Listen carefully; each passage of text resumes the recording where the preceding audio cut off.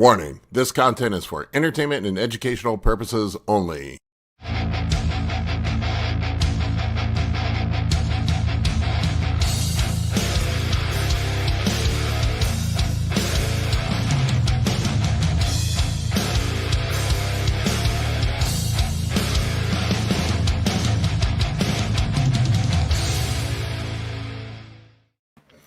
What's going on?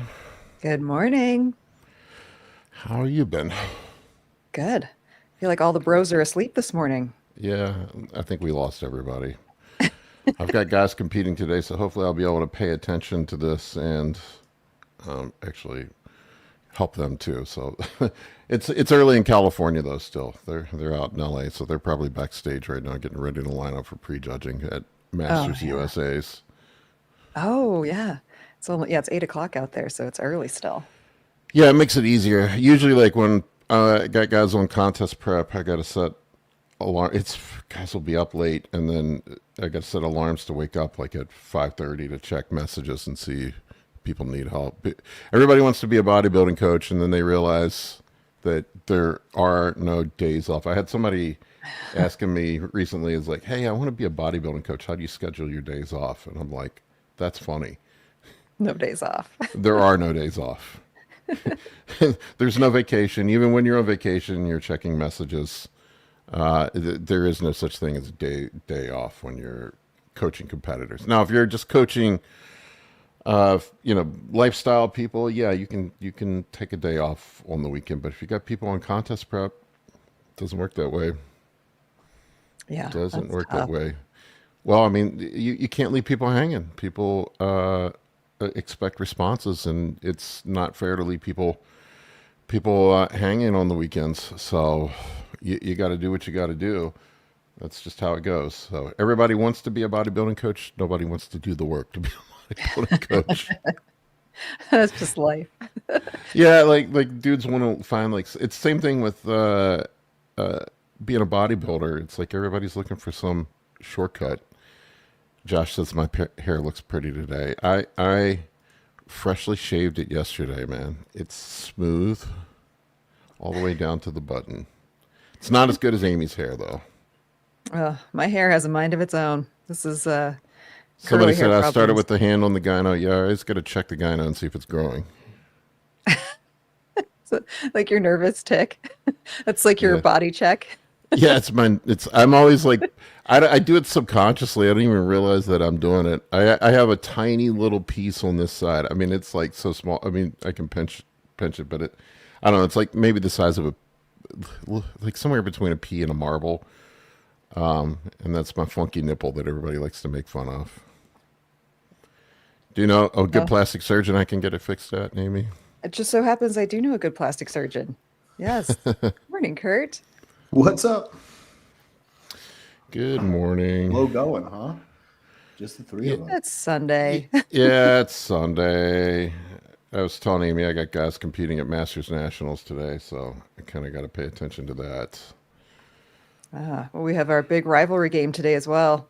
Not that the Cowboys have had a season that is, I think their chances of winning today is like 16% against the Commanders. Maybe less. I would say less. I think 16% is generous. I would give it more like maybe a 5% chance. From what I understand, the players have pretty much packed their bags. They're fed up with the coach.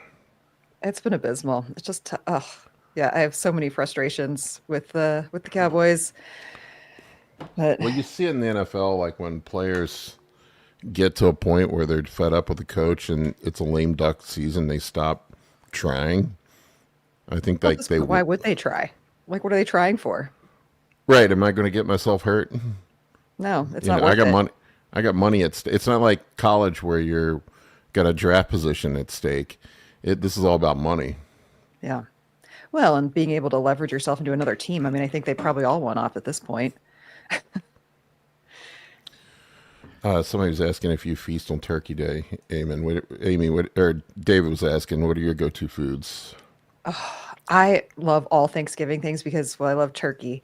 So I'm like one of those weird people who does love the turkey as much as everything else. But more than anything, I just love making Thanksgiving because it's like it's like the biggest Tetris event of the year, like cooking Tetris, because there's like so many things. Everything kind of needs to go in the oven. Like, how do you time stuff? Got dough rising over here. Like, what can I make ahead of time? Like, it's like my it's like the Super Bowl of cooking. I love it. It's a strategic event. And you are a baker, so I know you like to bake things. Yep, bake.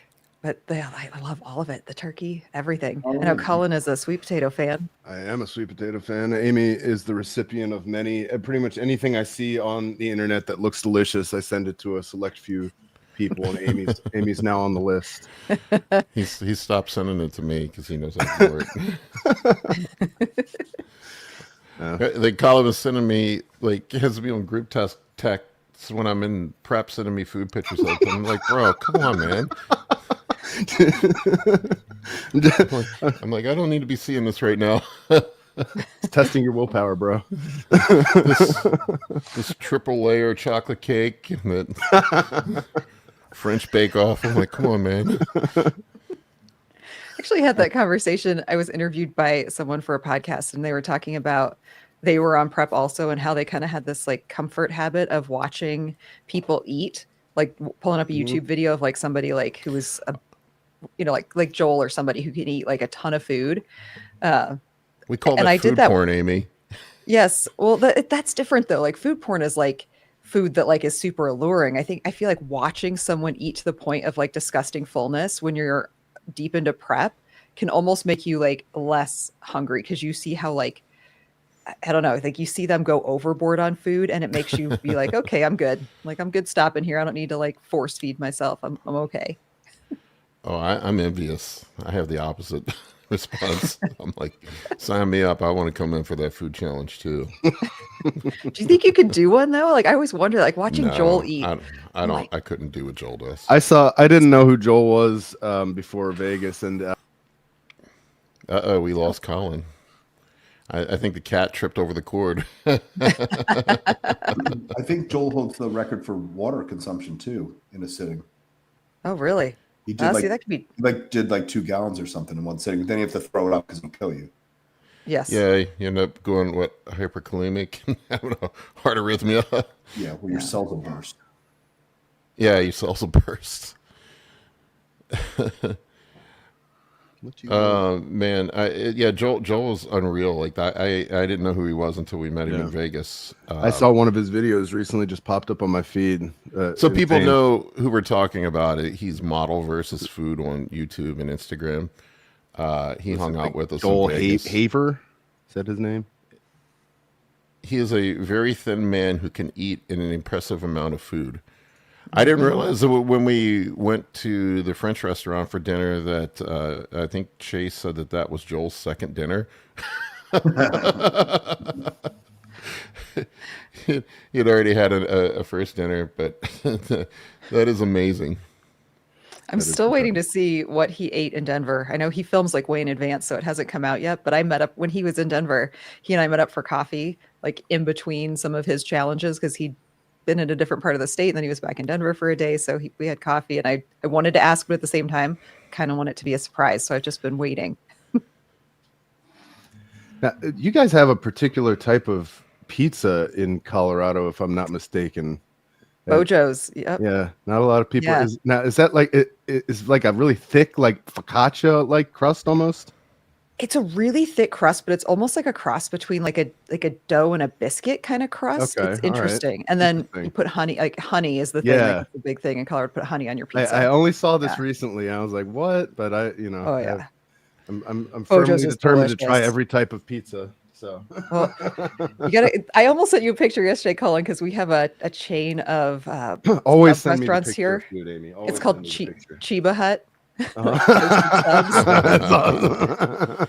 Yeah, That's Chiba Hut awesome. subs. I was walking by it. It's right That's across great. from the Trader Joe's I go to. So you That's- gotta come to Denver. We have It's like Chiba Hut. the mellow mushroom out by us. Yes. I want- get some Bojo's. I went to a I do- Chiba Hut. My wife in- wants to go. I'm sorry, Paul. My bad. I went to a Chiba Hut when I was in Florida. There was one down Oh. in St. Augustine.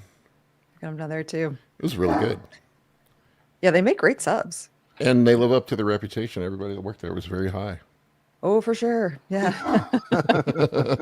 Yes. Always good to see truth in advertising. I love the sandwiches are named like they're like different stoner names for the sandwiches, They are on brand. and they were very good. I'm trying to think like for Thanksgiving, my favorites. It's definitely dessert. Like I could give two fucks about the turkey. I eat poultry 5 times a day, 7 days a week. So I don't give a fuck about the turkey. I want to eat the pie. Pie. What kind of pie? I'm a I don't know. I don't pumpkin pie is not on my top tier list. I'll probably go with either apple or pecan first. Pecan's probably at the top of my list. The one with the most fat and sugar in it. That one. I like to That's the do one I a like. half and half. So I could do a thin pumpkin layer, and then I do a pecan pie layer on top, and then make like this hard cooked like butter rum sauce to put on top of it. It's fantastic. It sounds all right. It's really good. I don't know if this is a controversial opinion or not, but I think sweet potato pie is better than pumpkin pie, and I will die I on the agree. hill. Yeah, I probably would say that too. I'm not. The only thing that makes pumpkin pie tolerable is just a shit ton of whipped cream. That's right. Yeah. So when your dessert relies on a fuck ton of whipped cream or ice cream, you're doing something wrong. I do love me. I'm a Southern guy, and I'm from an area where a lot of apple orchards are, and I just love a good hot apple pie with a scoop of vanilla ice cream on top of it. Nothing wrong with that. Oh yeah, the chocolate pecan pie too, not to be slept on. Good call, Josh. Oh man, Mom's apple pie here. They have a good chocolate. Yeah, if you ever in or around Leesburg, Virginia, and you have a DC area, craving there's for a couple pie. of them actually. Oh, that's true. Yeah, Mom's apple pie, fucking good pies. It is the best pies in all the DC metro area. I have not found anything better. And you- you've searched exhaustively. And I have searched. I am a pie connoisseur. left no stone unturned. Dude, Kurt, what's your go-to pie? Probably apple Yes, I do. or cherry. Apple or cherry is a good call. I'm Dude, strawberry and I like a crumble on every pie. Fucking don't Yeah, fuck around. crumble's Like if good. it can have a crumble on it, put a crumble on it. Don't fucking bring me this lattice work bullshit. I know what I'm about. Lattice work. I can forego just about any kind of food, but man, dessert is my weak Yeah, me point. too. Like I can go a year without eating pizza or burgers or anything like that, just fine. But goddamn it, dessert just I'm cookies, as Amy knows. Yep. Thanks, Brandon. I'll let her know. Appreciate it. Amy brought cookies to the Olympia. She brought like 800 cookies, and I ate 750 of them. So many cookies. Can't wait for And the Arnold. And I still lost weight. I'm telling you, it's because my cookies are anabolic. They're magic. Oh, look, there's Nick. Hey, made it. Nick. What's up, Nick? dude? How's it going, guys? There's All right. Tyler Yourself? Durden glasses and everything. Did you bring Yeah. some bin chickens with you? I wish. No, I've got a cup of dandelion tea. We were Hard stuff. we were at a friend of my wife's last night. We were at their house, and he's an Aussie. And I was talking to him about crazy Aussie terms, and I'm like, "Do you know what a bin chicken is?" And he's like, "Oh yeah, an ibis." He's like going on and telling us, and he was showing us like all these other weird animals and stuff that we've never heard of. And I'm like, we were talking I about you. swear. You came up in casual We've got- conversation. Yeah. We've got the strangest animals here in Australia. It's ridiculous. Like, I don't understand how half of them evolved. Like, you just look at them and you think, what was the necessary evolutionary advantage to having that kind of adaptation? Like, it just looks stupid. But it is what it is. Like, we've got some of the weirdest wildlife. If anybody ever doubted Darwin, they just need to go to Galapagos or Australia. Yeah, can- I agree. you can I agree. You can see it there. Australia also the home of the weirdest fitness influencers in the world too. Yeah. It's different. There's- different kettle of There's fish. there's a lot of off the wall fitness influencers from in Australia, and most of them seem to be very angry too. Yeah. Yeah. Very angry. You're the chillest dude ever, though. True. I try, B. I try. What is it, like 2 in the morning there? Oh, you Yeah, didn't miss yeah, anything. it's- We were talking about American holidays, Thanksgiving coming up this week, and our favorite pie. That's it. Oh, man. Yeah. Right before Nick hopped on, somebody asked Paul if he's tried Australian style pies, peppered steak and beef pie, because pie in Australia people think savory before they think sweet. Yeah. Yeah, so over here it's pretty rare to get like a sweet pie, to be honest. They have like so steak and kidney pie is a really popular one. I hate that. I just think the texture of kidney is disgusting. But yeah, that's a very popular pie here, actually, steak and kidney pie. I had recently. I went to a festival and they had a British like a food truck there, and they were making minced meat pies, and I had one. It was really good. It was really good. Yeah. I'd never had one before. Yeah, I think minced meat pie is like minced beef. It's nice. Like it's just a simple, tastes good. And the way that people in Australia eat it, it's a bit strange too. Like basically there's a local brand of pie called 4 and 20. So FOURN apostrophe 20. So 4 and 20, and it's kind of like I guess you could say just a very common brand in the service stations and stuff. You can get it at the grocery stores too, in the frozen food section. And you basically buy the mincemeat pie and you peel the top off and you squirt.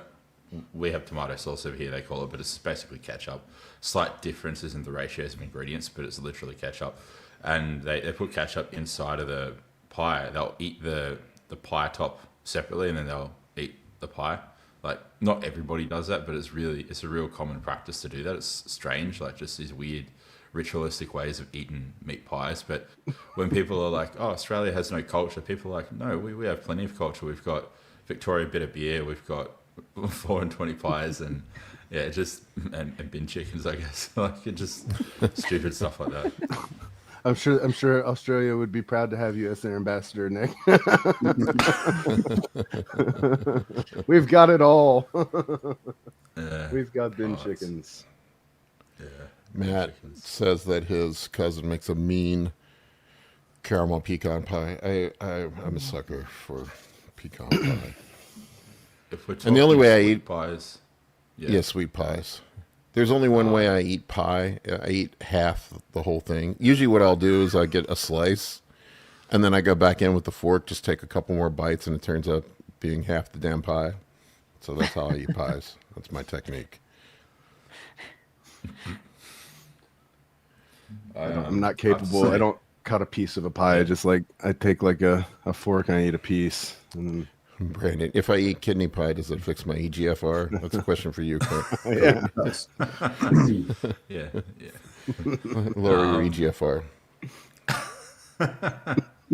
Oh, that'd be bad, wouldn't it? You want a higher EGFR? Yeah, I was going to say you want to raise it lower. Raise it. Yeah. Yeah, no, the pie topic's a funny one. Like, people get really territorial about their favorite pies. What's the one that's really popular in like New York area? It's pecan pie or something. I think that's a real popular one out New York way. Cheesecake is New York. Cheesecake. Cheesecake? Yeah, pecan's like Cheesecake's Georgia, New York? right? Yeah, Oh, cheesecake, Georgia. Oh, yeah, okay. pecan is more of a southern pie. Oh, okay. See, my favorite's peach pie. I have to say, I'm a sucker for a good peach pie. Hell I yeah. like peach pie. Yeah. Like See, that is a lattice perfect top pie peach for a Crumbl topping. Oh no lattice. Oh, Crumbl topping. That Crumbl topping? peach needs Crumbl. Oh yeah. Yeah. I With have pecans. a couple things that were vastly overmade when I was a kid, and peach, everything peach. My parents had a peach tree, and my mom used to make peach fucking everything, and I just can't eat peach anymore at all. It's the same thing with goat cheese. I can't eat goddamn goat cheese because we had goats growing up, and when I eat goat cheese, it tastes like goat smell. I'm like, can't do it. Yes. It's very, very tart, isn't it? It's like got a very tart, pungent kind of taste. Yeah, I can't do Yeah. it. My mom used to make peach everything.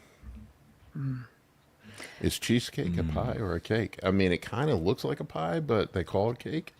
I don't know. Yeah. Is it a hybrid? I think I know what it is. What do you think, Amy? I would call it a cake. It is Call not it a pie. cake? I think I would call it a tart, but you could call it a cake for sure. It's just it has the crust, so that's cakes don't have crust. I don't That's know. true. This is a tough one. I thought was I a knew good the one. answer, and then you threw me, Brandon. So it is. It's a cheese tart. You're correct. I think it's a Colin. cheese I tart think because it it's is. like a Yes. cheese custard, and then Yep. you have it on a crust. Yeah. I did have to get Junior's cheesecake when we were in Vegas. Not once, Their but cheesecake twice. looked so good. On top of the 760 cookies I had. And there's like What shortbread Vegas is style for, cookies, man. like the Crumbl cookies, or No, they were my cookies. The cookies I brought. oh, Amy's cookies shit on Crumbl cookies. I was Crumbl gonna say, if cookies people are eating don't Crumbl deserve cookies. a seat at the Yeah. table. Crumbl cookies are like just it's like a child's drawing compared to a Rembrandt. You know, like like yeah, technically it's fucking art, but nobody's gonna nobody. It's not worth anything. Crumbl cookies they're just overly sweet, no nuance whatsoever. The only flavor is sugar. No, thank you. What time is it over there, Nick? It's middle of the night, right? yeah, it's about nearly 2:30 in the morning. So I got Holy my blue light crap. blocking glasses on.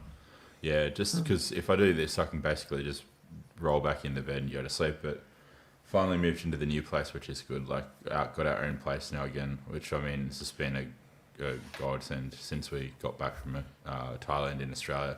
Like, we just wanted our own place again, just to have that extra kind of space and stuff, and I could set my office up again and everything. Yeah. Somebody was asking me, Paul, are you planning a debate or conversation with the scientific snitch girl? I actually had her on for an interview. I recorded it this week. It was a very good conversation. And I will be putting that out this week. There's she said she would come on the live stream sometime too. So, I mean, I don't think she said anything I really disagree with. Everybody's all upset about her thing about balking is kind of a waste because it's just an excuse to get fat. What? I've never heard of such a thing. The truth I know. hurts. Why would you just come out and say something like that? Yeah, she got all the bros stirred up. I saw like some of the nasty comments on her thing, and I just told her, I was like, just ignore it. They're all nasty. It's like Colin. It's like the equivalent of like when you get the kung fu guy that comes to jiu-jitsu class and gets his ass kicked by a white belt. Yeah. Guy's been doing kung fu for 10 years and realizes that he wasted 10 years of his life. It never gets old. Like just the when you see the moment of realization dawn on them, and you can see it on their face, and they're usually slack jawed at this moment, like, and they've just gotten arm barred by a girl, and they're just like, what? My karate has failed me, huh?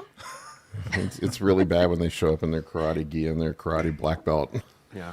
Seen- To be fair, every once in a while you get somebody who's willing to be humbled and has strong enough character to suppress their ego and come back for a second class. We had somebody showed up in their karate gi to the first jiu-jitsu class, looked ridiculous, like those things, like they're not made to be like grappled with. You could tear one, so it looks silly. And he got his ass beat, but he came back, and he came back in a jiu-jitsu gi next time, and he kept coming back. So but that is the exception. The rule is they get embarrassed and they fizzle out and they never ever come back.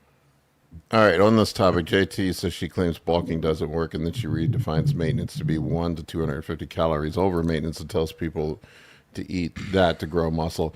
What she's saying, and Kurt, you can talk about it, but it is true. Like carbohydrates, fats are mostly just energy, and they're not necessarily a requirement for growing muscle.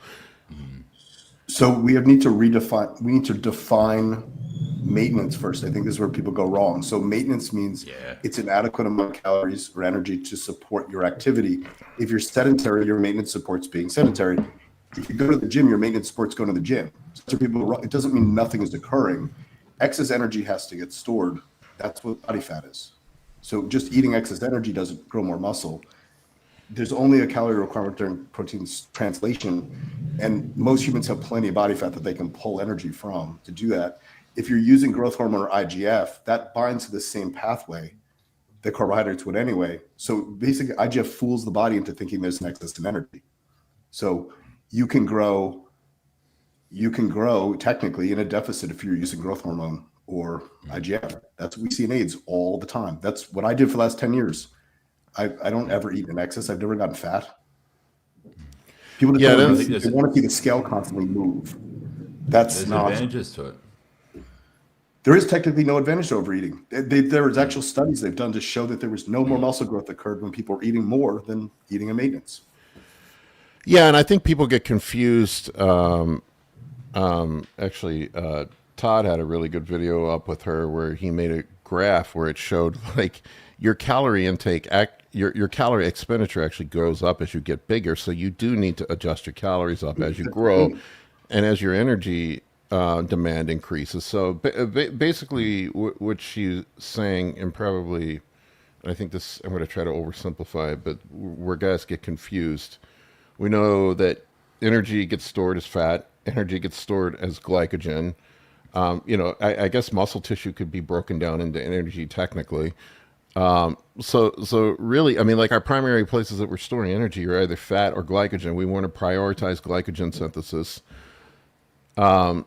We want to minimize fat storage. So really eating in excess of saturated fats is doing nothing for you but making you fat at the end of the day. Or really any fat outside of omega-3. Yeah. Outside of your basic, you need a certain amount of EFAs, but beyond that, I mean, that's minimal. I mean, I probably, when I'm actually following my diet, I probably don't eat more than 40 or 50 grams of fat a day. Yeah, you guys are the ones redefining bulking. It just means caloric surplus. You guys are just using semantics. I'd love for you to look up the definition of the word semantics, Guman. Yeah. So he's technically not wrong. I mean, I know he's being a smart ass, but he's technically not wrong. And look, I call it cutting and bulking because it's just what it's traditionally been called. But there are times where you need to lose fat to get in shape for a bodybuilding show, and you're going to be in a caloric deficit, sometimes a deep caloric deficit. That's not an ideal environment for building muscle. We know that. Yeah. A good example. Yeah. Let me finish my thought real quick. But like when you shift into an off season, you're going to be eating more calories. And Justin summed it up pretty much perfectly. We want to eat as much clean food as we possibly can without getting fat. Really, that's essentially what the bulking season is. What does that come down to? That's probably 200 calories over maintenance. Yeah, and you'll see like there is a metabolic adaptation as you go up, and then some of it I think like with carb cycling, sort of the deal with carb cycling is you can sort of trick the energy management systems, energy storage systems of the body by storing excess carbohydrates if well timed and synchronized with low carbohydrate days. You can sort of force extra glycogen synthesis. It seems, at least that's all we see with anecdote, but it seems like you can if you do that process correctly, you can actually increase glycogen synthesis, increase metabolism without storing body fat, which is ultimately what we want, right? Yeah. But if the excess calories are from carbohydrates, you can't store carbohydrates directly as fat. They have to get turned to a triglyceride. So there's still an excess of energy. It's just not getting stored as adipose tissue. If you continually just did that with high carbohydrates, eventually they get turned to triglycerides and you get fat. Yeah. If you did that, it's not the glucose directly. Right. There's nothing with insulin. That's people get so hung up on these things, insulin sensitivity and stuff. There's no data to show that insulin sensitivity in normal people has any effect on muscle growth. They're taking diabetes stuff and they're trying to apply it to bodybuilders. Yeah. It doesn't matter where your fasting insulin is. If it's a 4 or a 10 or a 20, it's not. You're not going to get bigger with one or the other. And I think people get confused by this surplus thing when they see their favorite open class bodybuilder eating 6,000 calories a day. That's 6,000 calories a day is probably maintenance for that dude. I lose weight when I 5,500 just sitting still. I'm definitely in a deficit when I'm at 4,500 calories. I lose weight, 100%. Yeah, that's the thing. People they have this misconception of reality, like distorted perception of reality. A good kind of similar kind of analogy, or like I guess you could say like a scenario is a lot of coaches are quick to say, "Oh, toning doesn't exist. The muscle can only get bigger or smaller," and they're just being arrogant dicks. At the end of the day, they know what their client means when they say, "I want to tone up." It's like, even though it's technically not the right term, you could say semantics. Same thing with the bulking and cutting. It's like, you know what the fuck people mean. Like, just shut up. And, like you don't. It sounds better when you say it in those glasses, Nick. That's 100% true. Yeah. And there's two things that. Well, Uh-oh, you're breaking up, Nick. Yeah, we're breaking up. And then you Nick. need energy. Energy can come from. Yeah, oh, am I back? Yep, Am I back? you're back. Yeah, sorry, it's a bit. I'm waiting for the internet to get sorted here, so I'm hotspotting my phone. But yeah, like muscle growth, you need two things: amino acids, and then you need some sort of energy substrate. It comes from either carbohydrates, fat, or adipose tissue. And so yeah, like your body is pretty like adaptable if you don't have fats or carbohydrates. If you have enough of an abundance of body fat, which I'd say for men, anything north of 10% body fat, then you're going to be able to pull from those reserves and fill the difference that your body requires to grow if you're close to like your maintenance, whether it's slightly below or at maintenance if you need a little bit more energy. Yeah. Yeah, Marty's one of my clients. We've seen it with him. We've been able to get his metabolism up over time as he has added more tissue. He was talking about his first deficit diet was only 100 grams of carbs on his medium days, and then we've gotten him up to eating way more, and he's still losing weight. So, I mean, there is some adaptation that happens as you grow and add more muscle, and you get your metabolism more healthy. But I think for the most part, what I see, the average gym bro vastly overeats fats. They eat way too many fats, and they're pushing the surplus way too much, and they just end up getting fat. There is, and like what I've seen, I don't know what you guys have seen, but there seems to be an ideal body fat range for muscle growth, and I like to keep, like in the off season, bulking, whatever the fuck you want to call it, I think less than 12% body, somewhere in that probably 10 to 12% body fat range is ideal for most people. Yeah. Probably depends on the person. 100%. Yeah. Like, I mean, for me, too high. Like I don't need to be at 12. yeah, like for Some me, people grow I leaner. yeah, some people grow leaner. I just, the problem with me is like if I stay in the single digits, my joints hurt. Yeah. That's the biggest issue I run into. Money And even though says, that might not directly affect growth, it indirectly, because you can't train hard then, and nothing feels good. it's true. Money says, but your body weight would only be going up for your calories to go up if you're in a surplus, i.e. a bulk, right? Yeah, I mean, that's Well, correct. Like on the scale, but do you care? Who cares what the scale says? Yeah. That's exactly. the problem. Is like, why does the scale matter? Well, Yeah. people conflate body weight and body fat. I mean, And unless muscle. you have to make a weight class, why does the scale weight matter?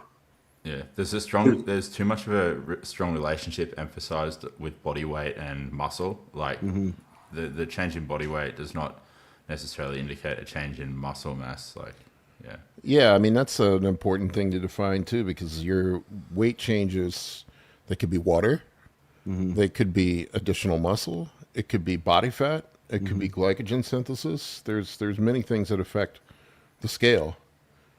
So like when I'm doing check-ins with people, I take, Oh, he means if your calories are going up, aren't your maintenance calories also going up? oh yeah, of Oh, course yeah.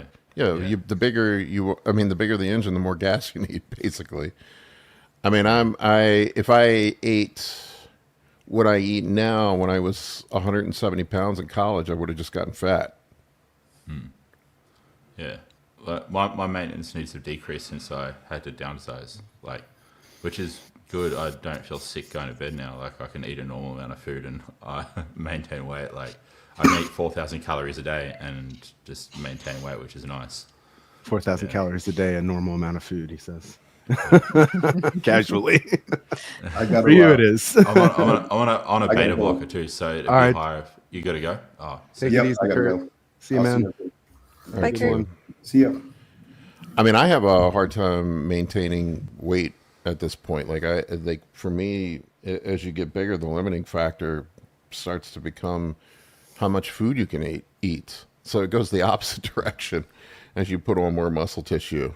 So I think that's where people are getting thoroughly confused on this one. It's not, once again, it is semantics, whether it's bulking or an off season, whatever the fuck you need to do it, you call it. But you do need to be in a bit of a calorie surplus to gain weight. But it's not what people think. And eating just, and I get these guys all the time that are eating super high fat diets and they just end up getting fat. And most of the time, I would say the large majority of new clients that I take on need to lose fat before we can gain muscle. Really, we focus on the fat loss first, getting them into a spot where they're in a healthy place where they can actually put on muscle tissue. There's the hormonal part of it too. Mm-hmm. The fatter you are, I don't know how much you buy into the whole P ratio thing, but the fatter you are, the larger distribution of the weight that you gain goes to fat rather than muscle. And if you have to lose 40, 50 pounds to get on stage for a bodybuilding show, there's a high probability that you're going to end up losing any of the muscle that you gained anyway, because you're going to have to go in such a steep caloric deficit. I think we need to revisit this here, because there's still some confusion. Motive says he's confused. If your maintenance calories are going up because your weight is going up, doesn't that mean you have been bulking for the weight to be going up? It's just a lean bulk, right? Not maintenance. I mean, I typically operate, I would say, in a slight surplus when I'm trying to push weight up, right? And that, if we think about the actual amount of actual muscle protein synthesis that goes on a daily basis, it is, I mean, it's grams when you actually break the math down on it. Something like 70 to 75% of muscle weight is actually just water and the other stuff that's in it. Only something like 25 to 30%. I don't remember the exact number, so don't quote me on this, but it's in that ballpark, is actual protein structures. So if you think about a pound of muscle is something like 400 grams of weight total. And if 25% of that is actual protein structures, there's only actually 100 grams of actual protein structures in a pound of muscle. And if you synthesize a pound of muscle, 12 pounds of muscle in a year, which is a lot, what are we talking about here? 3.5 grams of actual protein synthesis per day? So how much of a surplus do you need to be in for that? Yeah, I think that's kind of the bigger question, is how much can you force muscle growth? And what people are seeing is you cannot force muscle growth simply through overconsumption of food. Like you said, Paul, it doesn't mean that you are able to utilize and transfer that food more into protein because there is more available, or more into muscle because there's more available. Right. Kind of the same thing in a deficit. It works the same way. Like, you can't artificially force more direct fat loss just by being in a calorie deficit. You're going to continue to lose from muscle, from fat, from intracellular fluid, from everything as you cut. You can't just think that you can just reduce your calories more and more of that is going to come from fat. More of that is going to come from everything. Mm-hmm. Yeah, it's the same way. We want to get in a place where we have to run. An ideal spot for bodybuilding is where your calorie deficit in a cut is as little as you possibly can get away with. You're going to hang on to more lean tissue that way. So getting fat in the off season is not conducive to hanging on to muscle when you get on stage. Mm-hmm. And that's something I think that people fail to realize. And then also with the food choices, what you eat, how the foods get stored, how the foods get partitioned is completely different too. Like fat, only really for outside of essential fatty acids, if you're eating saturated fat, really only one of two things happens to it. It either gets burned as energy or it gets stored as adipose. That's it. Yeah. That's really it. Yeah. And whereas carbs can get synthesized as glycogen, muscle, or liver, primarily burn for energy in the body. The central nervous system runs off of carbs. So there's also some hormonal advantages to eating carbohydrates over fats because of the increased insulin production and IGF-1 and downstream mTOR. So like people eating fat to gain muscle, there's really nothing there, the saturated fat that is, outside of EFAs, just some necessary that you need for just cellular health. There's really no advantage to pushing that up. And most of the time when I see guys eating in large surpluses, they're just eating a shit ton of fat and getting fat. Yeah. Right, because it's easy macro to consume. Easy to get down. Tasty. Yep. But yeah, like muscle growth is literally a sequence of signaling processes. Like when you look at it at its like bare bone form, it's just a multitude of signaling processes going on. You signal what needs to be signaled and growth will occur. And that there's input via training, via diet. But yeah, he said here increasing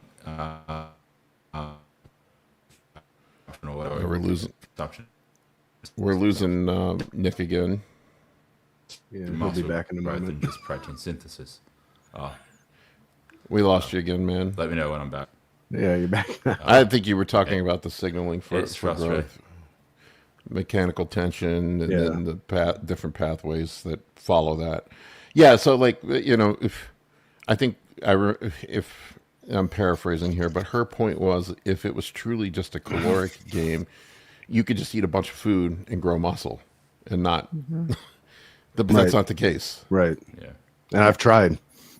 Well, think about it like building anything. If you're trying to build a house and you need drywall, you can get all the shingles you want, and it's still not going to help you finish your house. Yeah. 100%. Yeah. And there's something too about like what you're building that house out of too, right? Exactly. I feel like there were some little pigs that learned that lesson one time. Yes, they did. That house built out of straw did not make it. That did not.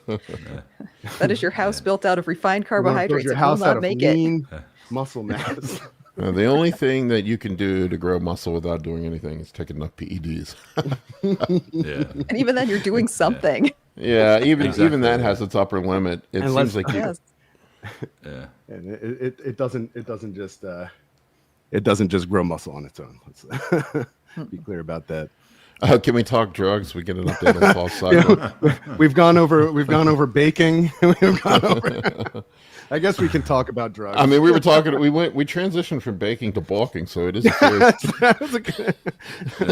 Explain that transition. There's also too with the off season before I transition into this, like you can't be a robot all year long and just eat in a deficit all year long.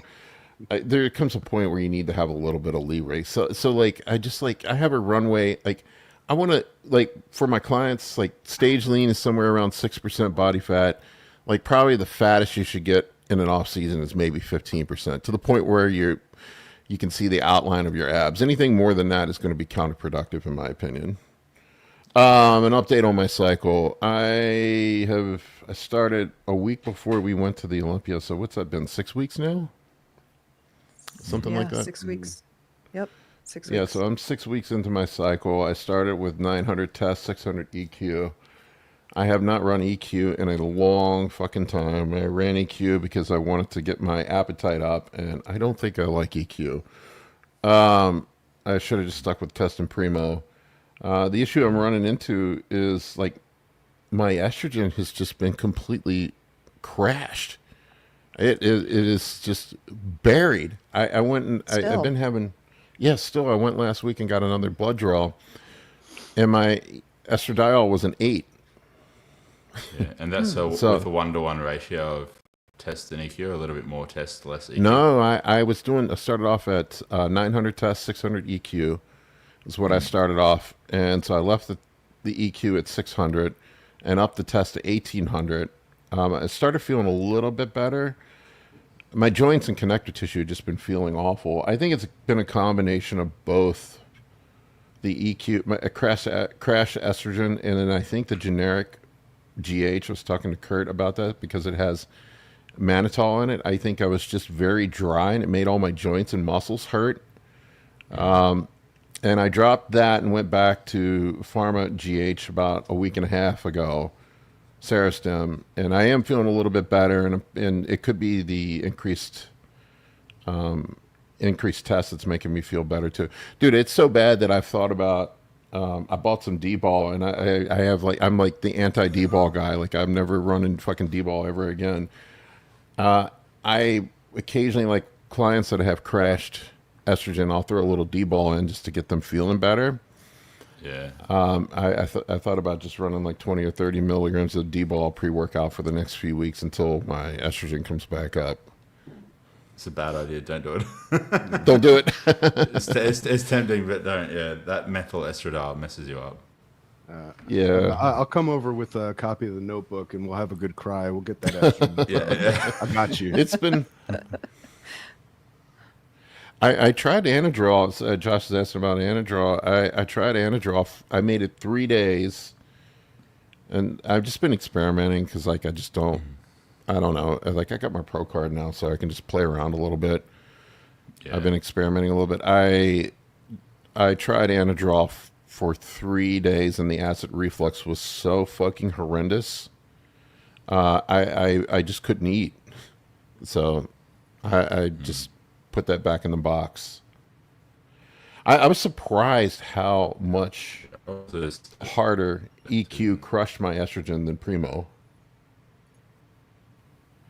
Like, I seem to tolerate Primo pretty well. We lose Nick again. It was Roberts. Robert says, I can't handle EQ on 2 grams of test and 250 EQ. My estrogen is in the single digits. Crazy. 2 grams. Yeah, man, I'm having the same fucking issue. I'm thinking about like just going back to Masteron or just dropping the EQ altogether and just run test. GH, I don't know. Yeah. What is it? Estra. What does it aromatize into again? Estron. It's like a E1. Yeah, Estron. I thought so. It's super competitive for the receptor. Oh yeah, Josh hit it. Yeah, it's Estron. So that's what basically an E1, from what I understand, is pretty much inert in a man's body, right? Yeah. And it, like you said, it competes for the receptor, and then it sits there and does nothing. It almost acts like a SERM. Yeah, it's pretty potent. I had a similar issue when I ran an EQ once. Like, yeah, I only get the ultra-sensitive test. Yeah, it's the only one to do. Like, if you don't get ultra-sensitive, like you're going to get so much interference with the other like estrogens and estrogen-like molecules, and then it might say that you've got high estradiol when you actually don't. It's always lower on the ultra-sensitive than it is on the regular one. Yeah. Always. Yeah, I think like my last E2 was actually low on TRT, so I had to bump my TRT up. I think it was 29 or something on TRT, so range starts at 40, goes to 150 in Australia for high sensitivity. Yeah, it's different here. All right, we want to get some questions in. Yeah, I got my hands full. Is that Tony? This is Tony. He's having his Tony time. Tony is a big boy. He is a big boy. I want to get a genetic test done on him. I think he's got some Maine Coon in him, or some like Norwegian forest cat, or maybe just a big American, mutt of a cat. Tarun, who is a man who has many questions for us, but he paid for this one. HGH versus CJC 1295 Ipamorelin, which is best for fat loss? I mean, in theory, the Ipamorelin is the portion of the HGH that causes fat loss, right? If I recall correctly, Nick, correct me on that if I'm wrong. But I just have, or it might be. It's either that or one of the other fragments of growth hormone. HGH frag. Yeah, I think it's HGH frag. Yeah, I think you're right. Yeah. I just have never found any of these secretagogues to work that well. I don't think they do shit, to be honest with you. I mean, and there's so many downstream benefits to growth hormone, human growth hormone. I mean, it's not just going to aid in fat loss; it'll aid in a host of other things. I think, I don't know, what's tried and true. Bodybuilders have used growth hormone for decades. Yeah, use the shit that works. Yeah, that's the right answer. All right. Let's see. Next one. Colin, did you start Retatrutide yet? I did. I've been on a dose of 2 milligrams for a little over a week, I think. And my experience thus far has been wonderful. I don't know if it was placebo, but like the very next day, I felt like, thank you, darling. I felt like, got my coffee hand delivered. I felt like the very next day, I felt like it was taking effect, and I felt like it could have been placebo, maybe it's in my head, but I felt like I already had better control of my appetite the very next day. I had maybe 2 days total while I was trying to get my dosage to where I like it, where I felt like a little bit more like gurgles in my stomach throughout the day. I was burping one day a whole bunch. And I woke up like one morning and had some like a little bit of acid reflux out of nowhere. Took one Pepsid. That's it. It was very minor side effects, but the benefits thus far, man. I eat only when I want to eat. I don't crave things that I shouldn't eat. This is like brand new for me, let me tell you. So if this keeps up, I might actually be able to see my abs at some point. So Retatrutide. You know how we test the effectiveness with you, Colin? What? It's not the scale. We need to keep an eye on your Uber Eats bill. I don't even keep an eye on my Uber Eats bill. If the Uber Eats bill goes down, then the Retatrutide is working. Do you think if the Uber Eats bill goes down, the waist size will go down too? There might be a correlation. Maybe I need to give some to my kids. And I appreciate everyone's support. Thank you very much. That means a lot. That's awesome, man. Oh yeah, Kevin knows. He said it's the 176 to 191 amino acids in HGH that are responsible for fat loss. There you go. Kevin is one of my clients. He's very smart. Sunscreen said Trizepatide changed my life. I'm gonna get some just. That is how I feel. To play around with because I'm a type 1B diabetic, and it seems like it increases pancreatic function. I want to see if it helps me out a little bit in that area. I'm just going to run a low dose of it. There's the pan-EIR agonists too that look quite like promising. Steve talked about them recently. I started SLUP 332 recently. Yeah, I have some of that too. Yeah. It's a shame that I can't get the other one. I can only get SLUP 332, but the other one seems to be more beneficial for health and like organ function. Somebody asked me what's my go-to pie filling on high days. It's apple pie. There's only one choice. There could only be one. Oh man, we talked. Sorry, I'm not going to get off. Go ahead. Starting to talk about Highlander. Did we ever talk about how apparently Henry Cavill's getting attached to Highlander? He's like a big fan. I think we talked about this like a while back. He's such a nerd. Yeah. I love it. He's the king of the nerds. He's the king of the nerds. My captain, my king Cavill of the nerds. I would follow him into battle. A man that plays Warhammer as much as he does and paints figurines shouldn't be that pretty. Yeah, I know, right? Well, he was a fat boy. That's why he's one of us.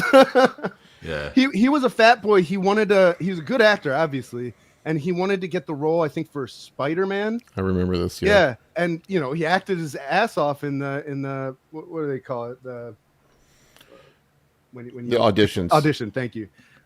They called him aside. They're like, yeah, man, if you were like 40 pounds lighter, you'd have this part, but you're too fat to be Spider-Man. And they sent him packing. They weren't nice about it. They were like, this is what you need to do.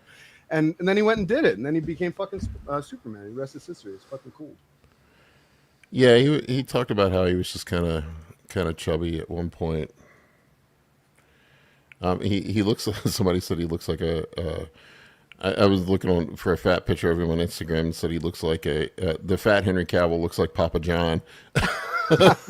Have you seen his brothers too? Like he just like won the fucking genetic lottery. It's not like his brothers are all Henry Cavills. They're all normal dudes. And then there's Henry Cavill. Yeah. Is he the Lucky dude. oldest? I don't know. Because there's actual like studies on preferential like birth order and how good looking you are. Like if you look at a lot of famous people, I'm guessing middle children, the best looking, you said? well, I mean that's my thing, but no. I mean, Also the most intelligent from what I understand. I think I read the same study as you. oh yeah, by far the smartest. No, they're like you look at somebody like Brad Pitt, and then you look at like Brad Pitt's younger brother, and he's nowhere near as good looking. They used up all the good genes on Brad. It's true. Well, there's something about that though. I mean, because every pregnancy like definitely depletes a woman's stores, and if you're having multiple pregnancies without fully like replenishing all of your vitamin and nutrient stores before you have another baby, like yeah, It's like, that it's like kid's making getting like a Xerox of a Xerox. exactly. It gets a little bit watered down. Is it like the Hemsworth brothers? There's the two good-looking ones, and then there's the one that was Yeah, the one that's the better actor missed out on looks. It's true. My brother came out and he shot up to 6'7" and was gonna, it was like basketball star and all this sort of stuff. And then here I pop out a few years later and I'm growth hormone deficient. I'm 4'2" for like 3 years of my life. See, he used up all the growth hormone. Yeah, thanks, bro. I know you're watching this too, motherfucker. Here's the Hemsworth brothers.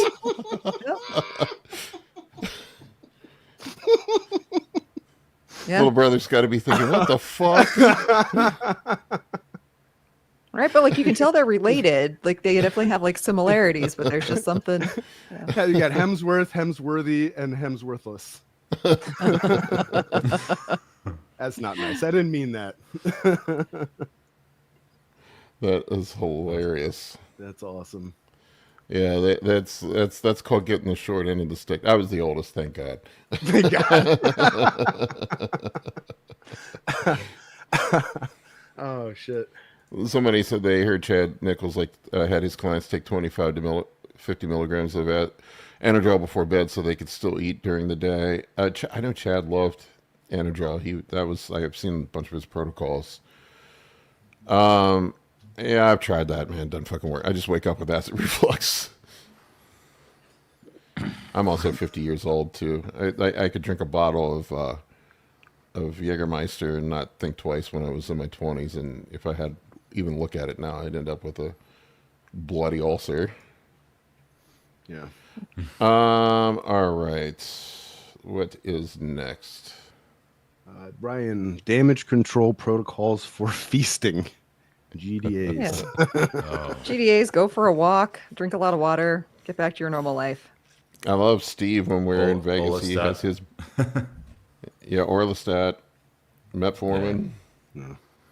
Yeah, it's funny. He Damage just like control. throws it out on the table too. It's like, here you go, guys. He has his fanny pack he walks around with, It's so funny. or he's like little satchel. Then he's got his drugs in. My protocol for damage control around the holidays is to channel Robert Baratheon from Game of Thrones, and just deny myself absolutely nothing and eat until I die, and just feed me the milk of the poppy and let me fade away. Yeah, what is the combo? Orlistat, there's Metformin, and ezetimibe. Ezetimibe as well, Ox yeah, bile that's right. too, right? Well, Yeah, if you want to ox bile, digest yeah. it. Yeah. Well, But, I assume you might need some help with digestion. I don't know if you eat the way. Well, I the eat. Orlistat's going to make you just shit it all back out. Yeah. Yeah, it's not pleasant. It blocks the Man. absorption of the saturated fats, from what I recall. Yeah, it's a lipase inhibitor, so it inhibits lipase enzyme production. So you lack the necessary enzyme to Break down the fat. Yikes. Assimilate. And you can Reminds imagine me of when- those Olestra chips back in the day. That's I was just exactly going to what say it- that. Yeah. I was trying to explain those to my assistant. I'm like, you have no idea the things we did in the 90s and early 2000s. I remember. We made shit chips. Shit chips, and I love that they called the brand of shit chips "Wow." Olestra. that was the brand near me, at least. It was just, Ooh, you're gonna wow, be saying wow. this is what you'll be saying later, for sure. I distinctly remember when they came out, I went and got a tube of Pringles that had Olestra in them, and there's only one way to eat Pringles. You know that. The whole can. Yeah, but The whole tube. Once you pop. You can't And stop. it's been probably been 25 years ago. That explosive diarrhea has been burned into my memory for 25 years that I got from that. They pulled that shit off the market, didn't they? I think like after a couple years. In food, but you can Yeah. still buy, what is it, Alley you can buy it over the counter now. You don't need a prescription for it. I know it says all over it, like anal leakage and oily stools and, all kinds of fun words. And people are like, yes, sign me up. They sound like punk bands from the San Francisco Bay Area in the late 90s. Anal leakage. We used to play I bass think for anal leakage was one. Butthole The surfers oily were opening stools are for going anal up at leakage. midnight. Going to Mr. Set. They go fucking hard. Oh man, what's up next? I wonder if that's what the short Hemsworth brother ate was too much. Oh, too many of the Olean chips. Tarun, how do you minimize estradiol levels? An aromatase inhibitor. Don't get fat. Don't get fat. Aromatase Those are the inhibitor. two things. Tarun, I saw in chat your stack, and I don't know what you said you're cutting right now. I just want to express my desire that you work with a professional coach if you are not already working with a professional coach. Just some of what you've described gives me a bit of pause and makes me fear for you a little bit. I would want you to be working with a professional versus, winging it on your own and then maybe asking some questions online. Not to say that's what you're doing, but if it is, I really recommend you work with a coach, considering the types of questions you've been asking. Yeah. All right. Paul and Amy, can you discuss bodybuilding nutrition if you have colitis? Amy, one thing you said in your interview is that betaine, HCl, and digestive enzymes can only help. Not in my case. Well, and that is nutrition is not there's no one size fits all. So everybody is a unique individual, and bioindividuality is huge. Betaine is great for people who are having issues with digestion. However, you can also test whether or not you actually need betaine or need additional help with processing food. With colitis specifically, like your unique digestive needs are going to be very specific, and adding too much too much additional acid could absolutely cause a problem because you already are having somewhat of a malabsorptive issue lower on in the intestines and colon. So I would be very cautious with adding in any supplementation without doing some testing first, and not going too fast, with anything you add in from a supplement standpoint. Betaine is great, but it's not it's not the answer for everybody. And not everyone needs additional hydrochloric acid. Like some people have sufficient stomach acid. It's very rare that someone has too much stomach acid. But again, there are actual ways that you can test that. And, this is kind of the challenging thing with nutrition in general is that people think that there is a one size fits all or that everybody should do X because it worked for this person. The internet is full of people who are pushing certain nutritional protocols that they think work for everybody. And that's, in my experience, just not the case. There are definitely things that can help a broad selection of the population, but in cases where you're dealing with an autoimmune condition or a digestive issue, you have to be a lot more careful and slow to start anything and to really evaluate if what you're adding in is benefiting you or is making it worse. You know what helps me? What's that? Tabasco sauce. To digest food? and plenty of coffee. I'm being Yes. sarcastic. To make Caffeine food and move. hot sauce. Get some Caffeine and Olestra hot in there and you gotta Yeah. Yeah, but no, I was a- like what Amy said. I really like how she said that. It was a sad day when I had to give up hot sauce. I came to the realization that I can't eat it anymore. Yeah. It's not only that, like it's obnoxiously, absurdly high in sodium. People don't realize that you just don't need that much sodium. Like you really don't. Like if you're salting your food, you're eating a normal balanced diet, you're getting the necessary sodium in your diet. Like you don't need to slap on a tablespoon of hot sauce on a couple of meals. That's just going to push it straight through the ceiling of what you require. I got a follow up one here, and this one drives me nuts. JT says there seems to be a trend of people saying all reflux problems are caused by not enough stomach acid. He said, I take ACV and the reflux gets worse. I use Nexium, it gets better. Yeah, that drives me fucking nuts. I was talking to my gastro about it, and he was just like, he's like, sometimes acid reflux is because of too much goddamn acid in your stomach. Man, apple And cider vinegar is not magic. I mean, I see these people online like No. literally just drinking it. Like it destroys your tooth enamel if you're chugging it without mixing it into water. I mean, there can be, not everything is. Oh my god, it's gonna fix so everything. the apple cider vinegar thing drives me fucking nuts. And it could also be like histamine content in your food, in your diet. Like people think, oh, avocado is amazing, healthy fats. They're also very high in histamines, and then certain fermented foods are higher in histamines than others. It's like sauerkraut and kimchi. Like choose wisely sometimes. Like The another thing too, like I think bros don't realize too, is a lot of the androgens that we use cause CNS stimulation and increase proton pump activity. Especially Tren. Tren seems to be terrible for it. Dudes get increased stomach acid production from or orals, taking orals. A lot of times that's why guys end up with that. It's not a lack of acid; it's too much acid. So, and I personally know of 2 people that have died from esophageal cancer. And everybody's, and I'm not saying a proton pump inhibitor should be the first line of defense. You probably should fix the underlying cause first, but that is an issue. Diet. Which is probably diet, but sometimes it is necessary.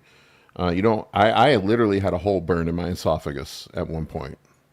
Yeah, stomach acid literally eats through things like soft tissue. I had a hole in my esophagus. And I had to use proton pump inhibitors until that was healed. And also another thing, too, a lot of times with acid reflux, and this is something I discovered, is that I have a hiatal hernia, and my doctor was telling me that hiatal hernias are extremely common in men that lift weights from bracing. When they do things like deadlifts and squats, you end up snapping that, it's like a small ligament that attaches your stomach to the diaphragm, and then your stomach actually comes up into your esophagus.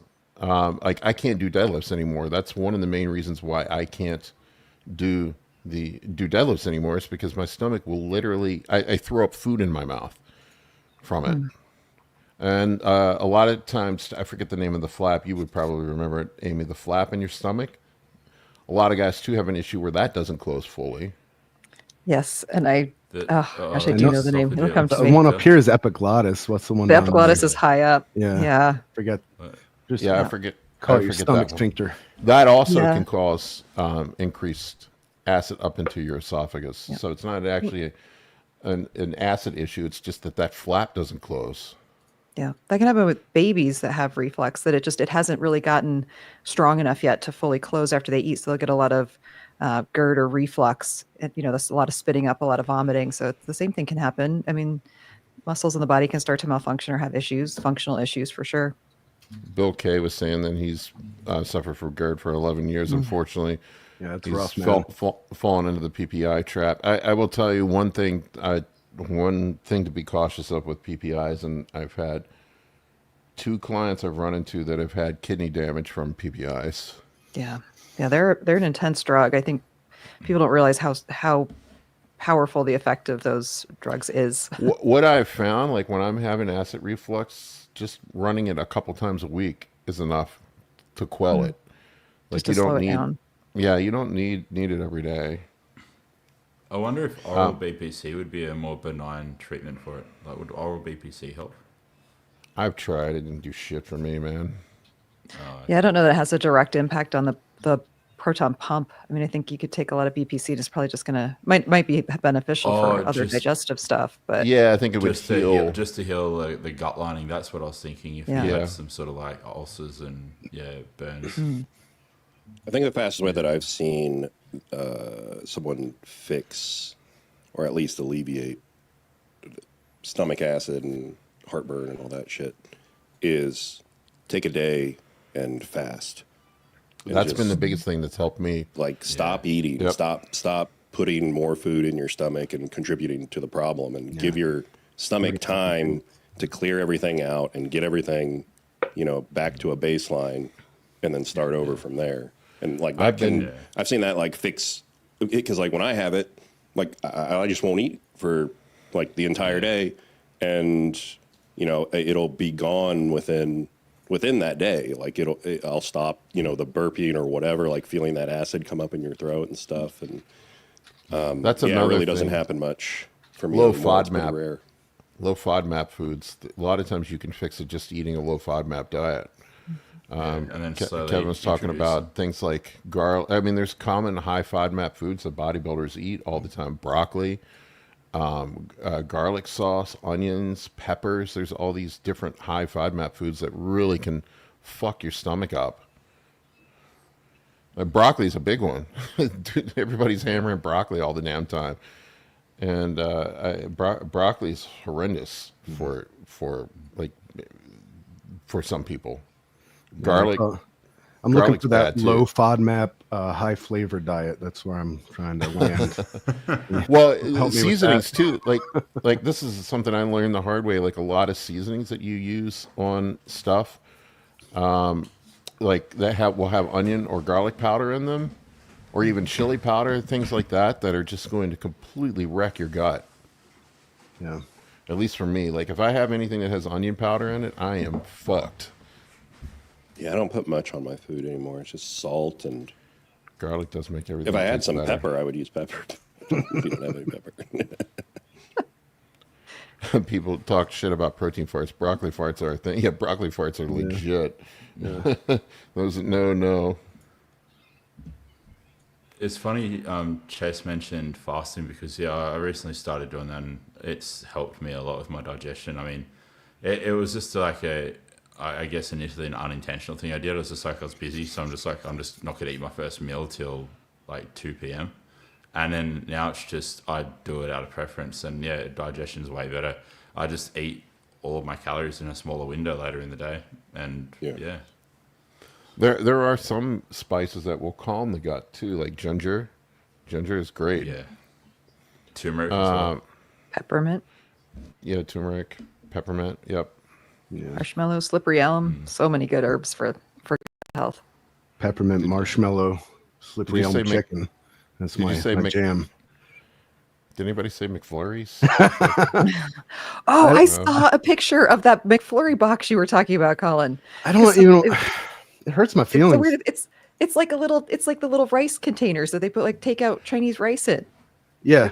It's Yeah, just I was it's so an surprised. insult. And but beyond that, the actual integrity of the McFlurry itself, I don't even want to call it ice cream. I don't even know what it is. It's unnatural, and they really they dropped the ball on it. When a fat boy like me is like, well, I mean, like it was ice cream adjacent for a while anyway. It exhibited some properties of ice cream, and now it's like it doesn't even fucking melt. It's like there's something wrong with it. There's the McFlurry box. I mean, like I'm like the fattest fat to ever fat in the history of fat, and I love McFlurries and I love McDonald's, and they fucking lost me, dude. They've lost me. How do they mix know it what? in that square box? McFlurries have been in those, I think, since McFlurries were available in Australia. Like we've had it Really? in a cardboard box the entire time from memory. Might have actually, maybe very early on they changed it, but for the last few years it's been that way. I mean, I'm fine with the packaging, but they've ruined the product. What are you doing? Yeah, How am I it's not supposed to good. ruin my diet now? Yeah, it doesn't. It's strange. Like they've got to have done some major changes. It doesn't melt anymore. It's really No, weird. it's you said it, Joshua. It's like some They kind of need to mortar. repent. It's like mortar, like you could use it to do tiling with. Yeah, 100%. Oh man, I just, still like- eat it though. The last two, and yes, I bought two at once. The last two I bought disappointed me so badly that I have not been back, and I'm not going back. You know what I've Unbelievable. been, I like, can't believe I'm hooked on saying lately? this. It's weird, but Medjool dates, I've just been like absolutely hooked on them lately. I'll smash a whole like punnet of dates. Like I heard that like they don't yeah. spike your blood sugar as bad as some other sweets. Is that true? Yeah, it's true. I don't know and a what lot of the it has to do with the glycemic fiber index is. content. Oh yeah, it's It's probably quite fiber, yeah. quite low.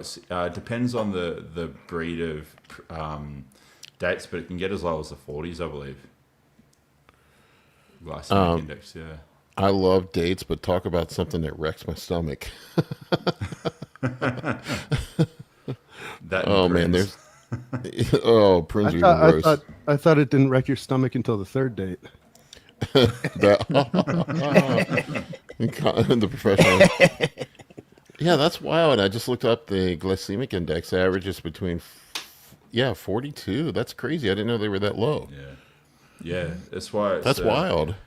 If people tolerate them with digestion, I actually like to use them in people's carb ups for their peak weeks and stuff because they're high in potassium and magnesium too. Yeah, they're super nutrient dense. Huh. I didn't know they were that low. I love them. Yeah. Until they wreck your stomach. I've been obsessed with Rome lately, and like one of the desserts and delicacies in Rome that they would serve at the Colosseum was these dates.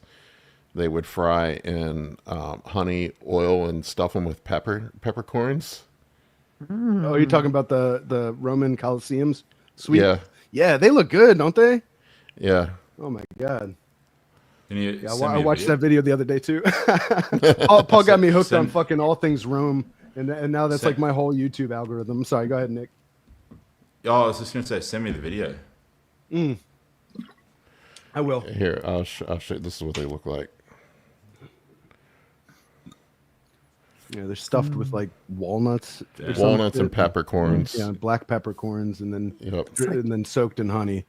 Soaked like and fried in honey. Baklava date. Oh yeah, baklava. Like put catch me almond butter in a date. Slamming 40 of those with some fucking wine, watching people get ripped apart by lions. That's a good day.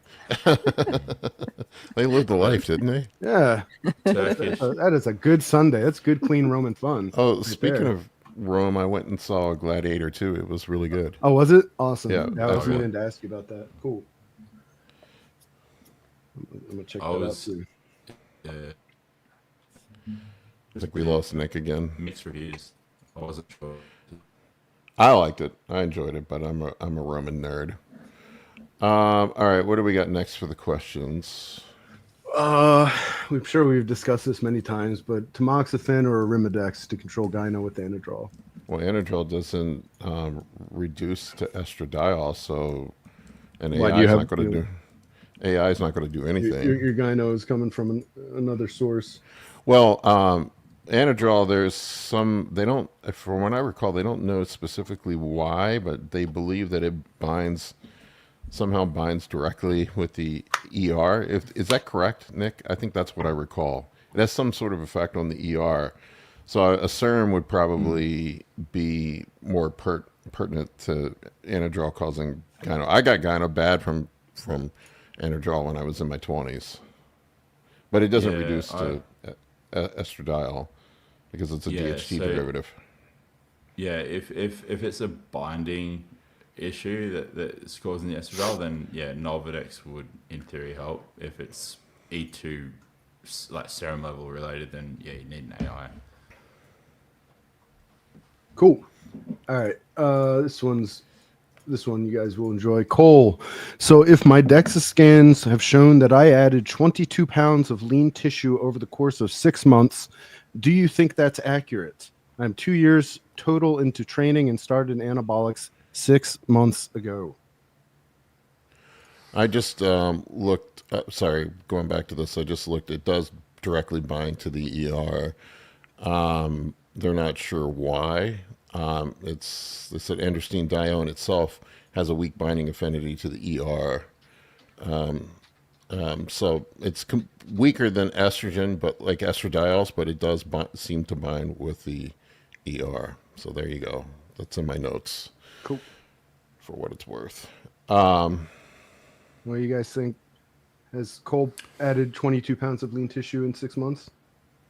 I mean, it's possible, but I mean, that would be crazy amount of lean muscle mass gain. That's uncommon. But he's. I mean, yeah, I don't. Red just says water is muscle too, so If you got weight. Yeah, like you could drink a gallon of water and it's going to say you have more muscle before you go in there. So yeah, he said he just started anabolics in the last 6 months. So I mean, you know, if your first 6 months, is it possible to put on 20 pounds of muscle? Maybe.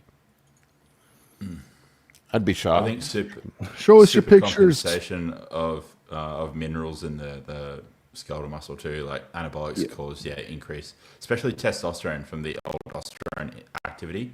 It'll just pull a lot of fluid into the muscles. So I would say it sounds like he definitely made significant gains. I mean, it's not like you like protein structures. It's not like you gain that, but it's there. Like you know, as long as you don't stop using, you know, because it's like I don't know, people say that about growth hormone. It's like, well, it's just water weight that you put on. It's like, well, if I don't stop taking it, it's going to stay there. Yeah, that's true. So it's like creatine. You don't stop taking it, it's going to stay in there. You know. You know what my you answer can touch is? it. It's real. You can touch it. It's real. You know what my answer? That's how I met your mother. Sorry, Amy. That's the first time I think I ever saw Amy shake her head at something I said. Just it's all the same thing about, you know, or do you have fake breasts? Well, if they're real, if you can touch them, they're real. And they feel real to me. They look pretty real. It's not a dream. You know what I say to the dudes that say that shit? I'm like, when you get on stage, the judges don't fucking care. Yeah, they don't know. Yeah. They don't know. They don't care if you're full of synthol. They don't care if you have implants. They don't care if it's water weight or whatever it is. It's what you look like on stage. So I'm just trying to save Cole from telling anybody that he put on 22 pounds of lean muscle in 6 months and have people argue with him over it. That's all. Well, I mean, it is possible with newbie gains. It's just like it's interesting, like in the like context of it, because you know when guys are like dieting super hard for a show and they're like super depleted, and then you know they weigh in on that, and then 4 weeks later or whatever they're eating again and they're loaded up on carbs and they're like, I put on 30 pounds in 4 weeks, you know, of lean tissue or whatever, like the DEXA said. Right. I can take some. Like, yeah, you can do that. That totally is can happen. But then it's like, okay, how much weight are you going to gain from like that point on once you're saturated? You know, like that's where like the real fibrous type of gains are going to be. No. You definitely made some significant gains. I'm proud of the progress you've made, even though I don't know what you look like. But I'm just saying, like, take the DEXA scan results with a grain of salt. Don't go around. That's awesome. It's awesome regardless, man. Yeah, totally awesome. No, it's definitely good. Like you've definitely made progress. But I'm just saying, like, that's awesome. When you come down to it, it's like I'll tell you this. I guarantee you, if I actually followed a diet this week and did like 3 really good high days, like 1,500 grams of carbs with a lot of insulin, I could put on 12, 15 pounds this week. Right. If I started growth hormone again, I could put on 10 pounds in a week. Right. Yeah. But yeah, like it's like we're not saying that to discredit your progress. Like Colin said, you've made good progress. Yep. Yeah.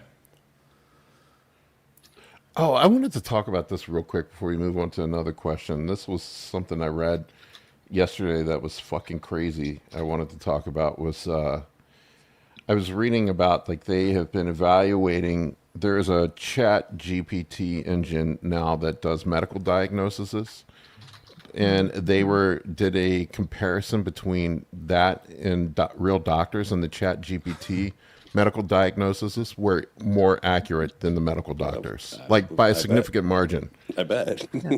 Well, because they don't have AIs. bias. Yeah. You know, I think that's a large part of it. They don't have an anchoring bias. So, you know, if you look at, it's really cool to look at eye scans of pathologists reading, like readouts of a radiologist reading x-rays or CT scans, like where their eyes go and like how long they've been doing it and how many spots on the scan they actually look at.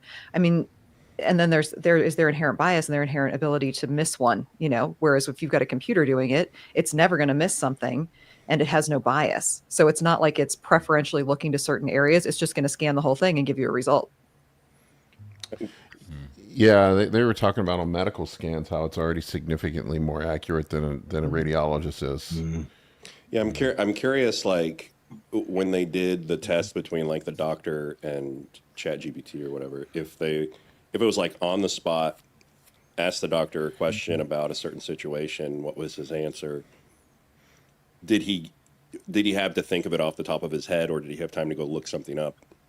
You know? Yeah, I don't. Because it's like, how many of them do like take the time to, you know, they go on Google and look up something like, oh, what the fuck is this? The vast majority of them. Right. So in my experience, if you put with them, doctors, on the spot, it's Yeah. probably going to be pretty tough. This is a really good point. JT said also GPT would that's be more up to date. The Yeah. doctors actually have to continue to study or go to seminars to continue to learn, which takes longer. It's a big problem. Yeah. Their argument was, like I saw it, the argument was is that doctors should be working with a GPT when they're making their diagnoses. But they were if I recall correctly, the GPT was 90% accurate with its diagnosis. That's awesome. And doctors were something like 60. Somebody made a meme I saw recently. They said, I can't wait, in relation to this breakthrough. They said, I can't wait for the AI robot to quick or like immediately diagnose me perfectly so that the insurance robot can more efficiently deny my coverage. Pre-existing condition, It's like, bro. we nailed it. This is your diagnosis. This is exactly the treatment you need. Spelled out in detail. Insurance spot's like, nah. Well, you know you're going to be able to put your blood panels in it soon and be able to get a result on an analysis on blood panels. Yeah. I think they'll render doctors obsolete eventually.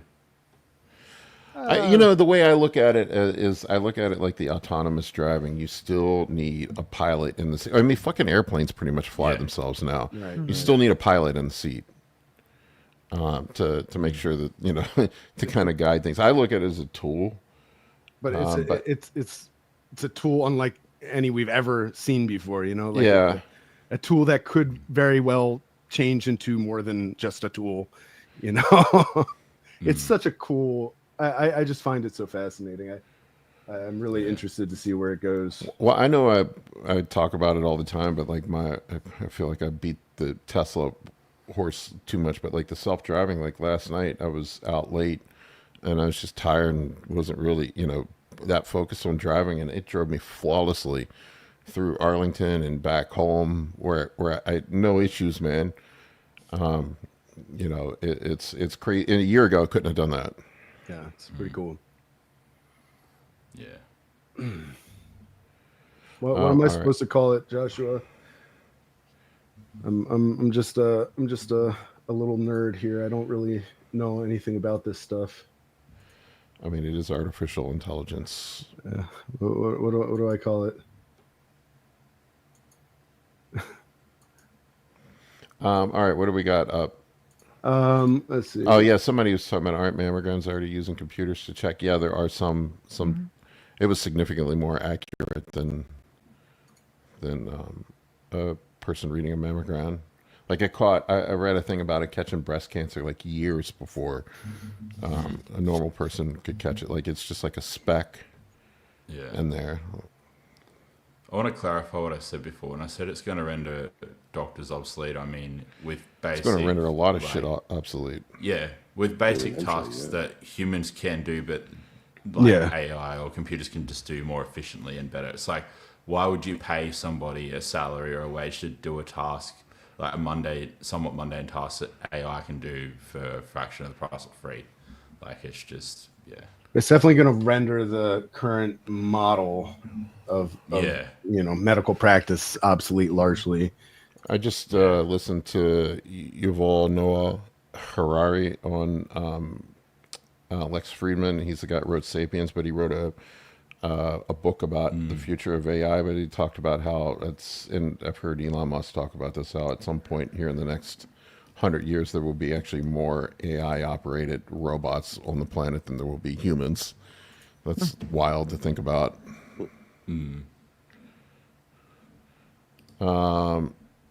This podcast rules without Kurt and Colton. What the fuck?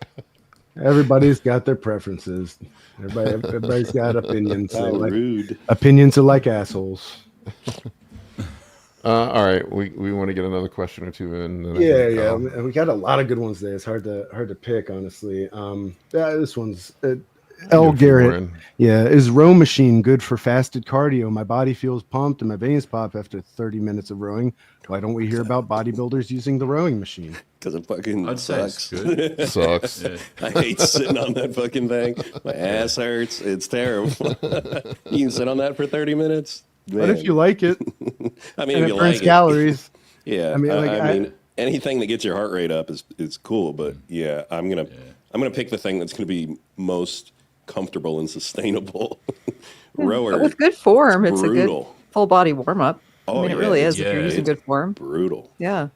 It gets all your joints moving. I mean, if you do that before you lift, just to kind of warm everything up and you've got good form. Yeah. Yeah. I mean, so I don't have a rower, but I have a ski erg here. So it's like an upright rower and you pull down. I'm You know what I standing, pick for so it's carb? a whole lot more comfortable than sitting on the rower. But You know what I pick for cardio? What's that? Option D, Not. none of the above. walk the dog. I don't think I could do 30 minutes on a rowing machine unless somebody was standing behind me with a bullwhip. I couldn't even sit on that chair for 30 minutes. Like that little seat is just brutal. Oh my god. The amount of I don't times know. I've Like gotten- it Garrett blew has my a- mind. It blew my mind when, like, years ago, the CrossFit Games, they threw at them. They started off, you're going to do a marathon on the rower, and people that made them sit on there and fucking row 26 miles. It was like it took them like 3 to 4 hours to row that long. I was like, that's insane. Like crazy. I read The this. basic answer for the question of is it good for fasted cardio? I mean, if you're doing fasted cardio to burn calories or burn fat, it doesn't really matter how you're doing it. Yeah. If it's not making your recovery worse or not compromising your lifting, then do any form of cardio you want. Yeah. Anything to get your heart rate. I remember whatever you reading this thing about the CrossFit Games when that became a thing. How pec tear surgeries from people training CrossFit, it was crazy. Like pec tear surgeries doubled or tripled. They had All those one of the kipping years they pull-ups. had one of the years they had this ridiculous workout that they had to do that it was just like asking for pec tears. Like it was like a bunch of different pressing movements, and then it ended with like a weighted dip, and everybody was just ripping chests. Yeah, it was insane. I don't have anything nice to say about that.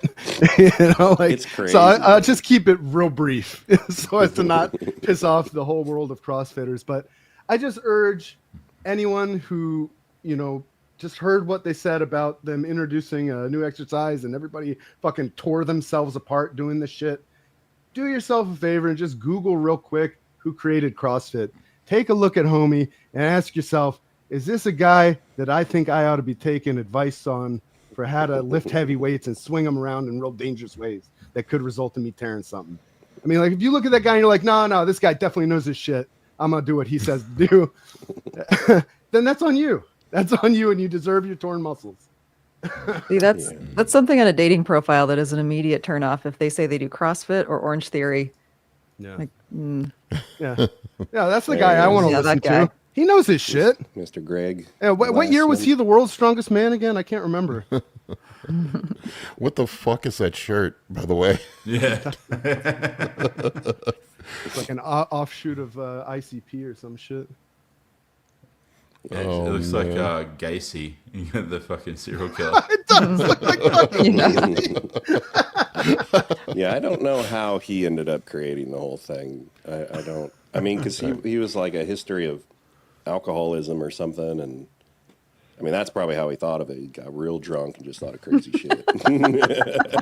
He's like, yeah, that'll fuck him up. Let's Man. do it. It has to be. But I forget the book, but there's like a book on like if you want to get super rich, how to create a cult. That's what's his face? Dianetics dude wrote that. Hubbard wrote that. Yeah, Ron Hubbard. Yeah, Or at least he was. There's a quote attributed to him about saying exactly that. yeah. If you want to get rich, you don't do this. You start a religion. Start a religion. Yeah, make a cult. Yeah. Oh man, I wanted to touch on this one real quick, if you don't mind, Colin. It's up to you, Nick, if you want to talk about it. But Sebastian wanted to know if you have a update on your health situation, Nick. You're looking great. The fans are so concerned about you, dude. Everybody's always so worried. And They're like, always where's Nick? if Where's you're Nick? uncomfortable Like, talking about it, you don't have to. Yeah. I can briefly touch on it. Like, in hindsight, I think it I don't know if I'm freezing right now. I think I am, but no, you're okay. No, you're good. Okay. In hindsight, I think it could have been avoided. Do I think, do I know what contributed to it? It's really hard because there were so many things going on. I mean, a friend of mine gave me a viral infection that he got heart failure solely from, and that was, I think, the straw that broke the camel's back. But stress coming out of my last contest prep, the overuse of fat burners, I'm feeling a lot better now. Recovery is going good. And I think I'll be able to make a full return to bodybuilding eventually. It's just I drew a short straw, self-inflicted to a large extent, and then also just unfortunate circumstances. Ejection fractions increased 2.5 times in the first 3 months. The clot that I had is no longer there. And yeah, I think now that the clot's gone, there's no physical obstruction. Recovery will just pick up a little bit in terms of the rate of recovery. Well, you look great, man. You're making good progress. We're all rooting for you. Thanks. Absolutely. Man. Yeah. All right, what do you want to get one or two more in? Yeah. Let's see here. I'm feeling generous. It's the holidays. Well, I'm feeling generous too. I know how much you love to talk about Dune. Dude, don't even get me started on this fucking shit, man. I watched the first 20 minutes of the new Dune series, and the acting was so goddamn bad. Oh no, it's not good. No. I've been meaning to watch that. Yeah. I honestly, I just figure how could they fuck this up? Me like, too. Well, they fucked it up. Oh, that sucks. That sucks. Maybe I need to give it a second go, but my God, the acting was just so bad. I'm like, did these people actually go to take any drama classes anywhere? Is the directing this bad, or is it bad writing? That's crazy. Yeah. I'm just like, it was trying to be the movies, but it was Are they not. is the show based off of something that Herbert wrote? It's lore, or is it Rings of think, Power style? Like we acquired the rights of like a title of one of his no, books. it's Rings of Power type thing. It's the. Well, there you go. That's why I was gonna say, how could the writing be bad?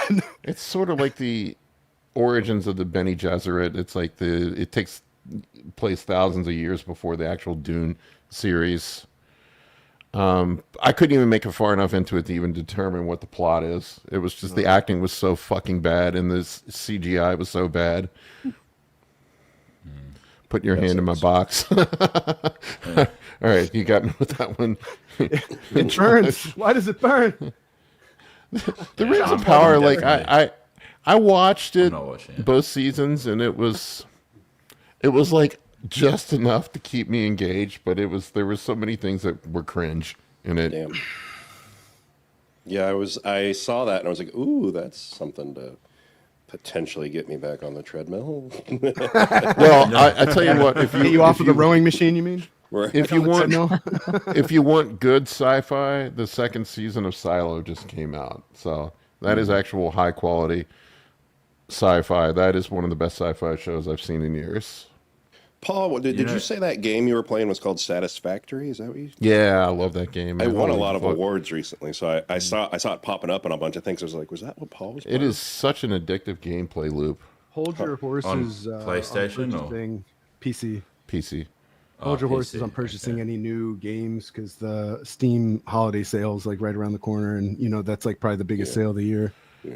That's when I buy 20 games I'm never going to play. Oh yeah, me too. Yeah. That's when because they're on sale. They're on my wish list too, and then my Gmail starts bing, bing, bing, bing, bing, all the games you want are on sale. Yeah.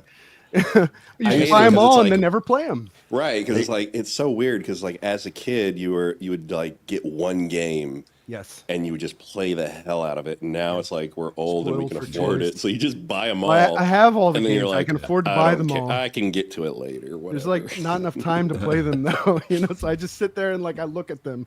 Yeah.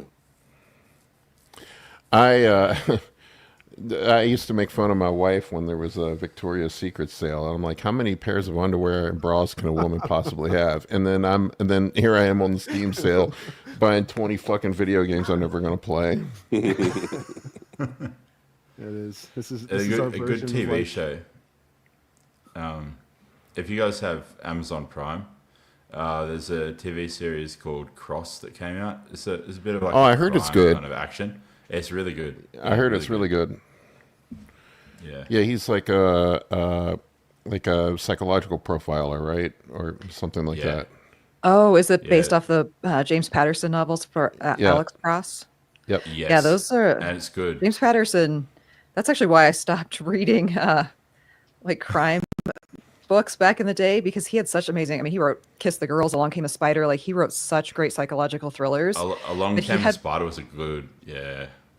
Yeah, he had one though that came out, and it was this guy who was murdering children, and I'm like, that's it. I'm like, I don't know who thinks these thoughts, but like, I cannot put these thoughts in my own head. Like, I am choosing to consume this, and it is disturbing. And someone thought this, and then thought like, wow, I should write this shit down. And I'm like, and then I'm here reading it. I'm like, no, more. I can't. But they were. I mean, he is an amazing author, so I'm sure the series is good. I mean, Alex Cross was a gripping character, like really good backstory, and really, I mean, the books Amazon were has amazing. some really good shows. Yeah, and then they have the Rings of Power. Yeah. I don't know how they fucked that one. The one they spend the most money on, they fucked up. Fallout was great. I really Yeah, Oh my liked gosh, that. I enjoyed. They had Fallout. that other one, the spy one that came out like a year and a half ago that was so So bad. bad. So Oh, bad. I don't even remember what it's called. Like the scene where they're like escape, like they're on the Yes. snow, right? And they're like, Yeah. there's like huge amounts of artillery that could just easily Yeah. take this guy out, but he's like morphing, and like his shoes turn into skis, and then the skis turn into a snowmobile, and like, oh my gosh, he's rolling through here, and there's like flamethrowers and people descending from above, and like no one can touch him. Yeah. Like, He has become Inspector Gadget. yeah, The the train second crash. the second season of Peacemaker's coming out. If you haven't watched that show, it was fucking hilarious. Oh, My wife doesn't like it, so I don't watch it.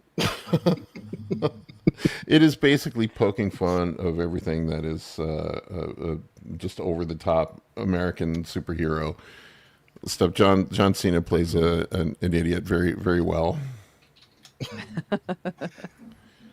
All right, let's get one more question and then we'll wrap it up. Somebody here saying they enjoyed the first episode of Doom. Maybe I need to give it a second try. I just was like, fucking hell, this acting is just terrible. Money's asking if my scale weight has gone down with my current retatrutide dose. I haven't been using the scale, so I will assume yes, because like it's crushed my appetite. I don't crave the shit I'm not supposed to eat anymore. Like I don't just get bored, grab a bag of like pretzels and crush half of it in a sitting before I realize what I've done. That doesn't happen anymore. So I anticipate it already has dropped, a little bit, probably just water. But yeah, things are in motion for sure. It's working. Nice. Yeah. Josh said he didn't like the Fallout series. Come on, man, that was great. yeah. That was a good series. They stayed true to the actual video games, so I mean, that's what I respected. It didn't take itself too seriously. I think that's what I liked. It was that, of course, the game's sort of that way too. It's there's a little bit of satire in it. All right, I need to get myself pumped up for the Commanders game. Hopefully, they kick the shit out of the Cowboys today. Sorry. Foregone conclusion. If they don't, I Well, think if they everyone would be don't- shocked. If they don't, I might be jumping off the bridge. Here. No, I'm like an abuse spouse. I'm just used to like making excuses for them. Like, well, Yeah. there's a reason they suck. There's a reason Bad we joke. suck. Yeah, that's the They'll be better Cowboys. next for year. last- They'll be Yeah. better next time. Yeah. Yeah. They only they only We'll hit, have a quarterback one of these years. they only hit me when they drink Gatorade. You know, it's All right, folks, that's some high quality entertainment for your Sunday. Have a happy Thanksgiving for those of you in the United States, and the rest of you, eat some turkey. It's not that bad. It's just chicken that's drier. Take care.